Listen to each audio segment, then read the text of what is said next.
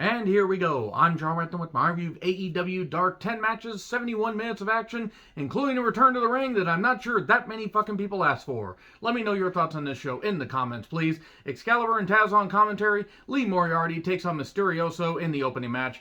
And Mysterioso used his size advantage, but Lee Moriarty, a terrific technician, took over, showed some great fire. And I saw him live at a wrestling show just over a week ago. Really, really terrific in the ring.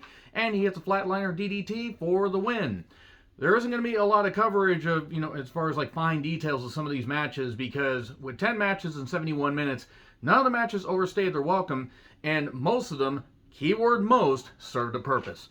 So we get Lio Rush against Rayo O De Reyo. One day only at the Bon Marché. So there was a lot of flippy shit. Lio Rush did the duck and dodge and doop-de-doop-de-doo, and would end up paying the frog splash for the victory. This Rayo, or Rayo, I forget exactly how it was pronounced, he wasn't bad, but Lio Rush got the victory. And this would be, we would see Lio Rush a little bit later on to continue this whole thing of him being an underdog. And there is no need to fear he's going to win the Diamond Ring Battle Royal. That doesn't quite rhyme.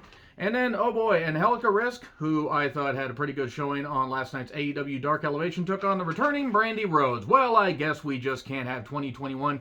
And on a good goddamn note, let's get Cody's nepotism project back in the fucking ring. Good on her for getting back in great shape and wanting to do what she wants to do after having a kid recently. Okay, that's good. That's tough for any woman to do, because it is tough to get that, to get that desire to do some stuff, because sometimes, the human body will just say, no, you've had a kid, you're not going to be able to get back into shape. But, many women have been able to do that, and Brandy, credit to, I will give her credit for that. The problem is nobody wants to see Brandy Rhodes in the ring. Nobody wants to fucking see her compete in the ring, because she wasn't any good before, she's not really that good now, and Angelica Risk had to basically bounce around like a goddamn Super Bowl and wait forever and a day that's never, while Brandy tried to do some stuff. I did kind of find it funny that jealousy is the best form of flattery was the opening line for her theme. Boy, Brandy, you really have your head up your own goddamn ass, don't you? So, Angelica did what she could. Terrible STF variation for the victory. Eric Watts had the worst STF in wrestling until now. Congratulations, Brandy Rhodes. You're worse than Eric Watts. That's tough to do. So anyway, then we get to Ryo Mizunami taking on Emi Sakura with Mei Suruga in the corner. This feud will not fucking end. And it won't fucking end after this, because we've done variations of them on opposite sides of tag team, 6-woman and 8-woman tags. I don't have any interest in either of these two. It's not that they're bad in the ring. I just don't care. There was a scepter to the head. Emi got the victory. And then there was a beatdown, and Riho joins. Great. Another one of my favorite people is going to join this. I mean, whatever. It's on Dark. It's not going to harm anybody, but I don't care about this feud. So Anthony Monster Ogogo taking on Baron Black. And I like Baron Black. And Baron Black got to have a good showing here with some good action. He really got a couple of nice near falls on him. Hey, a nice backstabber. Great sell by Anthony Ogogo. And it's good to see Anthony, it's good to see Anthony back in the ring, because Anthony, after that match with Cody where he impressed me quite a bit, he went away for a bit to get, some more procedures done because of, the eye issues that he has. And he seems to be in great shape. He's back. And he's, add some more moves to his arsenal, like the Olympic Slam for the win. But there was some good stuff from Baron Black. Feature Baron Black in some more singles matches, because he's shown that he can, do some good stuff on Dark and Dark Elevation shows, especially during the pandemic. And Anthony Ogogo gained a nice win. So this was nice and decently competitive, and I enjoyed it.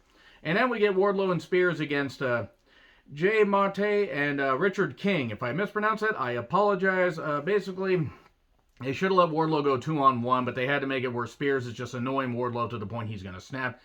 Massive amount of power bombs. Shades of Sid in the late 80s, early 90s. And then Spears tags and gets a victory. Oh, you power bombed him. Good job, buddy. And then we get Fuego del Sol against Luke Sampson. Simpson, eh? Not to be confused with Steve Simpson, who was in World Class Championship Wrestling. Okay, crowd loved Del Sol. This guy Luke used some good power, has a nice throwback look. He kind of reminded me of Roadblock, the gimmick character from WCW, except a lot smaller. And we get a Tornado DDT and a Stomp for 3. Not bad, not great, what it was. Hobbs, Stark, Dante, and Hook! Team Taz are here to take on Keikoa, Onkar, and JT Dunn. Okay, so it was basically a showcase for Team Taz, while Hook Hook looked on at ringside. Dante got the victory after a few minutes. He's going to be a fucking star for the future. I mean, he's already had a fucking tremendous rise in the later stages of 2021. Starks is great, and Hobbs is, a great powerhouse, and also Hook. So, Shivani interviews Team Taz, Starks knocks Lio Rush, who comes out and basically says, oh, you're going to, name me as the underdog? Well, Team Taz can't win when the stakes are really high. No, the stakes are too high, said the Butcher when I bet him $50 to reach him off the top shelf. So anyway, you will feel the rush. That's the best line you could come up with. Anyway, Thunder Rosa took on Sofia Castillo. Okay, Thunder Rosa. Love Thunder Rosa. And anytime she's on camera, it's all good. Anytime she's in the ring, it's all good. Sofia had some nice hops and hit some good stuff, some good maneuvers too. Nice reverse pendulum by Thunder Rosa. And eventually she got the Peruvian necktie on for the victory. And then we get a Thunder Rosa promo where she says she can't stand Jade and she's going to beat her. And then Sterling shows up and says Jade's not here. Jade's not here, man. And Jade shows up a little bit later because Rosa tries to make this work. And I love Thunder Rosa. Sometimes this whole, promo battle, the Sterling thing ain't working for me. And she's that bitch. That was the message. And then Jade attacks. I really hope that Thunder Rosa can get a very good match out of Jade because Rosa is very, very good. Jade just is not there yet. But Rosa is a pretty good magician.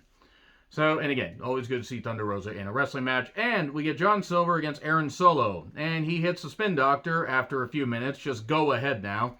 And says he is going to touch Bryan Danielson tomorrow on Dynamite. I need an adult. I am an adult. So yeah, that's really about it. 10 matches, covered that quickly. Anyway, let me know your thoughts in the comments. Like, share, subscribe, Twitter handle in the description. I'm John Rethlin. I'll see you soon.